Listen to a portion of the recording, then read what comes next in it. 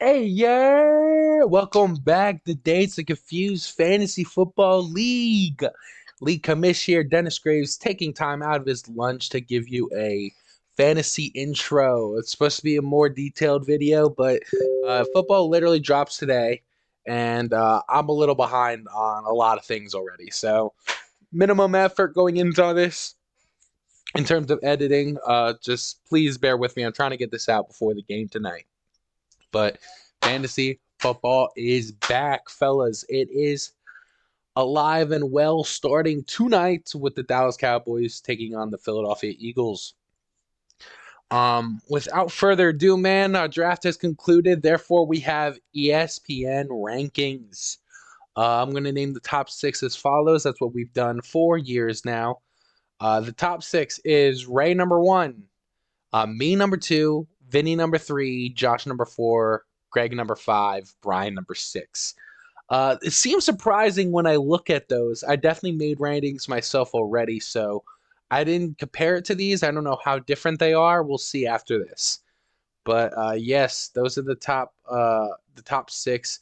Puts me at two after the draft. That's the first time that's ever happened. I'm not sure if I like that.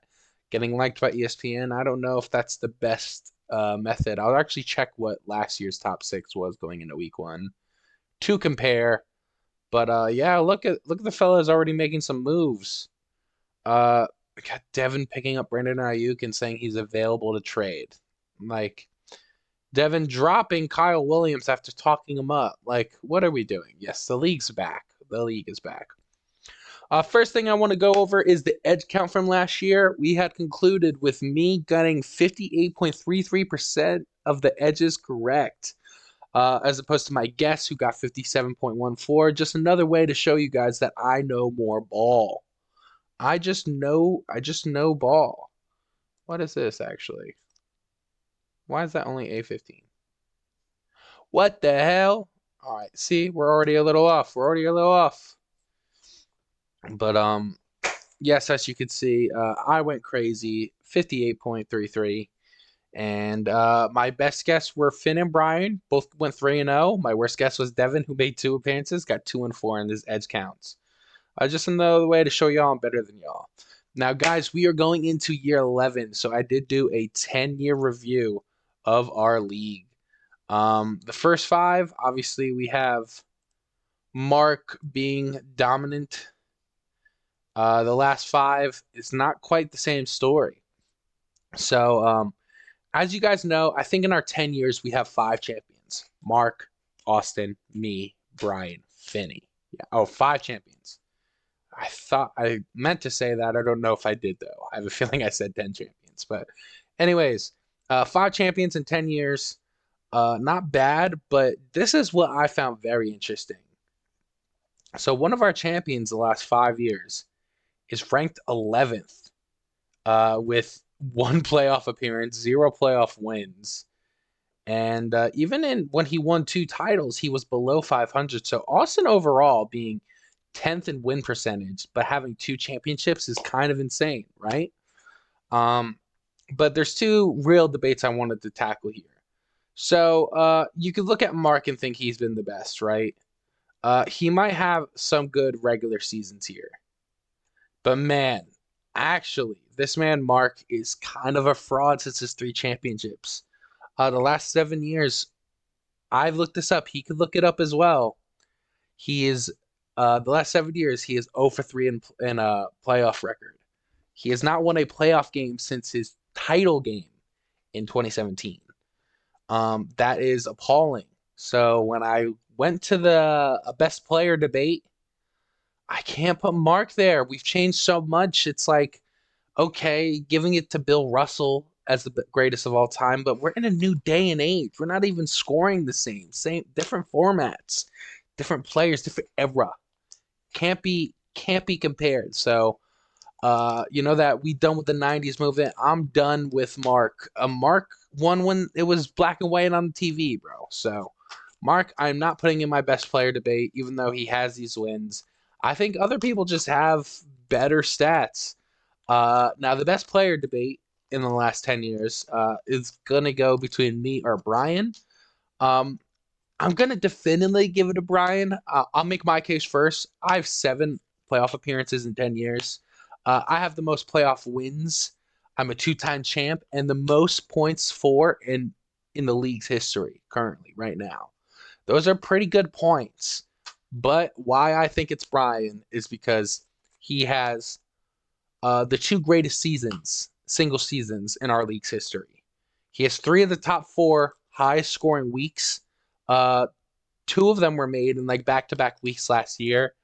Um, he, in terms of best seasons, it's like 3 of 4. He has the most wins in one season, and also a 2-time champ. Uh, Brian just has more of a dominance factor than myself.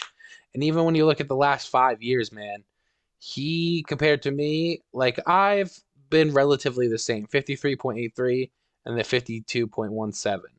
Brian, who started a little below 500, has just taken off in the last 5 years.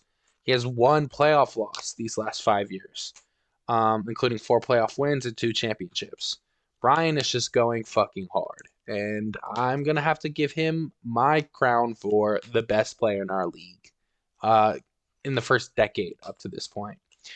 Now, the worst player in our league debate. This is interesting. So I have 2 candidates of Phil and Josh up. Now, Josh notoriously had the worst start in our league's history. He had 8 wins in 3 seasons. That is less than 3 wins a year. That is just so bad. 20% win percentage. Yeah, he was never gracing any playoff format. But in the last 5 years, full 5 years, Josh is above 500. He has 2 playoff wins. So, kind of has turned it around. Now, the arguments against him are he's still the lowest win percentage in league history.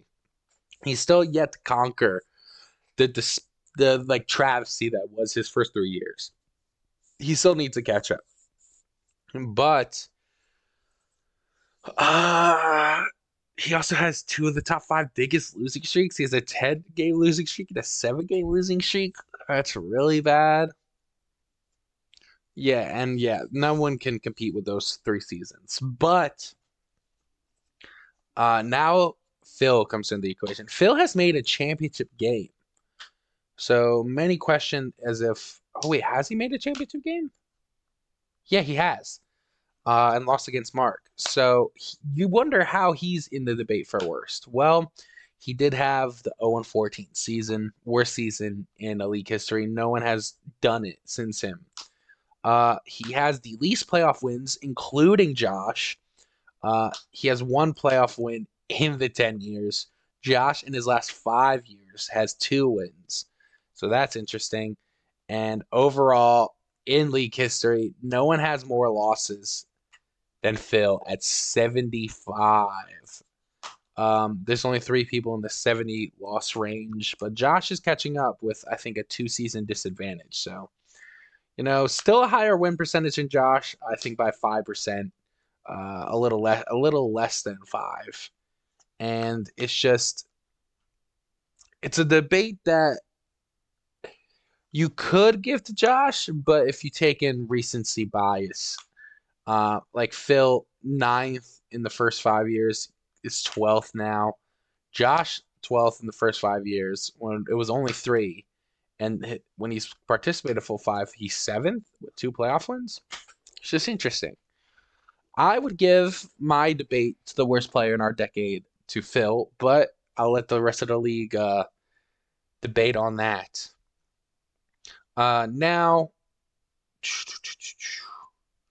let's preview some matchups and give some edges. We're here, fellas. We're fucking here. I can't wait for this. Cannot wait for this. So it's going to be Devin and I to start. Let's get everything in frame enough. All right. They give me the points, the projection advantage. 117 is an insane projection, But you know, hmm. I mean, I'll call it close, but I mean, I'm gonna give the edge to me here. We have the Thursday night battle tonight with our quarterbacks. We got some shit going on. Huh? See, it's tough. So I'm gonna round J Jet. I'm gonna have them cancel out, even though I prefer J Jet, but cancel out. Uh, Henry versus Henderson. Henry. James Conner versus Walker. A little more debatable. I take Walker. And then let's just go flexes, which would be Demont versus Buka. I'll give it a Buka. But still, you look at Drake London and Amon Ra. I got Cortland Sutton, Demont.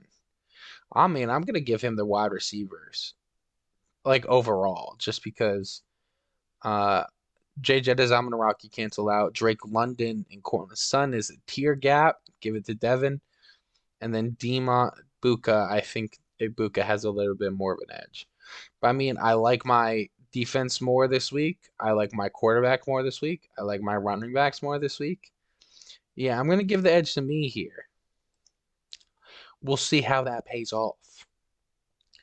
Next, I have Brian versus Josh. They're giving the point advantage to Josh, with most comparison advantage also going to Josh. But Brian, two Lions. They're both giving him the advantage here, but this is interesting. This might seem like a shot in the dark, but I do tend to like Brian's team more. I'm gonna give Brian the edge here. Finn versus Greg. They give the point advantage to Finn. Comparison advantage to Finn. Let's see. Mahomes, Kyler. I mean, they could cancel out for me. I'm not going to give Finn a full advantage there. McCaffrey, A Chain. I'm gonna go McCaffrey, but I know more people think they cancel there. I mean, Jonathan Taylor, without a doubt. Um, Greg has neighbors, so it does cancel out JSN, but it's still comparable. Like Mike Evans, T. Higgins, same tier for me. Aaron Jones, Tyreek Hill, probably give it a reek. Um, but like I still only like the advantage for Greg here twice. Yeah, I'm gonna go edge count Finn. Next matchup, we got Vinny versus Austin. Vinny with the double tight end set showing. We'll see how this pays off. Vinny waited really long on running back too, and they're somehow giving Tracy the projection advantage over Breece Hall. I mean, that's surprising. I mean, Austin's running back room could just be catastrophic. He has a good tight end or good wide receivers, but like Golden is still like kind of a reach here in your flex, and the bench doesn't have much to offer like at all. Well, Vinny has some options here with Bo Nix from Mondre to still consider to even get his points even more up. Let's compare though. Josh Allen, clear advantage. I'll take Vinny's running back room just because Saquon just trumps all of them. Austin clearly with the wide receiver room. Wide receiver two's interesting though with Marv and Terry. I kind of prefer Marv, but then I mean tight end. How do you even give Vinny the flex advantage too? So we'll give Austin one. Tracy versus Washington or Brees versus Pitt. I mean it's debatable. I'll just go 2-2. I'll tie that one up. 3-2 Austin, but then 3-3, 4-3 Vinny, 5-3. Ravens versus Buffalo is just not good. Vinny might want to get a new defense in here. Oh, this one's tough. I might give the advantage to Austin here, but it's against my comparison. I want to give advantage to Vinny, but I do think that Vinny just had the worst draft, and I want to stand by it. I know what I rated Vinny too, so I'm going to stand by it. Advantage Austin. Might be a tough one though. Wouldn't be surprised if I'm wrong there. Ray getting an insane projection over Mateo here. See, Mateo's running back room is just so sad. He does have like the insane Brian Thomas, Nico, Kittle. And he's got some upside here on the bench with Hunter and Debo. But I mean, the running back room, we're looking at Hampton, Pacheco, Mason, Gordon, Sampson. Yeah. All right. Let's look at Ray's team. I mean, I like Ray's team. Waited on tight end. Does he have another? He does. Kincaid, debatable. I'm gonna give advantage Ray here. Last but not least, we got Mark v. Phil. Let's see how this one goes. T-Law's playing Carolina, but I mean Burrow's playing Cleveland, so advantage Phil. Genty versus Kyron. I'll just cancel them out. We'll go 2-1. Phil Swift Bucky goes that to Mark 2-2. AJ Brown will verse for CD. A little edge to CD, but I mean it's one tier drop down. Devontae Adams, Tedatoa. I'll take Tedatoa. So that's double advantage for Mark. But then this is where the team gets kind of poop. I mean, I'll take Hawkinson over Warren. I'll take Flowers over Metcalf. And Eagles D over Steelers D. It's just tough. This one is tough. I'm going to give advantage Phil. I like the team look overall. It's just really tough when you look at comparison. Wow. Mark has a bench to look at here when it comes to some wide receivers, but I mean, man, this could be tough. I'm gonna give advantage Phil. Oh, he has Judkins though. Okay. Yeah. All right. Edge to Phil, and let's just check these rankings I made prior to this. So let's compare it as well to ESPN. What did ESPN have at 1? You put Ray Smith. I put Ray at 6. Still in a playoff spot. 2 is me. I put me at 1. 3, they put Vinny. I put Vinny at 12. The double tight end is just sucks early on, but we'll see. Josh, I put it 7. They put Josh at 4. Greg at 5. Put Greg at 5. Nice. Brian at 6. I put Brian at 4. So I don't have Vinny in a playoff spot. I don't have Josh in a playoff spot. But then I put me, Greg. Oh, sorry. I put me, Greg, and Brian. Me, Greg, Brian, and Ray in playoff spots. So I guess I agree with ESPN for 4 of these 6 playoff spots. But I mean, we'll see. I notoriously hate these projections, so getting 4 of their 6 is even kind of risky, man. Even kind of risky. All right, but that's all I had here for today for you. I appreciate y'all for watching, and let's get to watching football here, fellas. Um, Devin is now in charge of the weeklies getting sent out. So yeah, I want to stay on the lookout for that on Sunday. All right, I appreciate y'all. Thank you for watching, and good luck to nobody.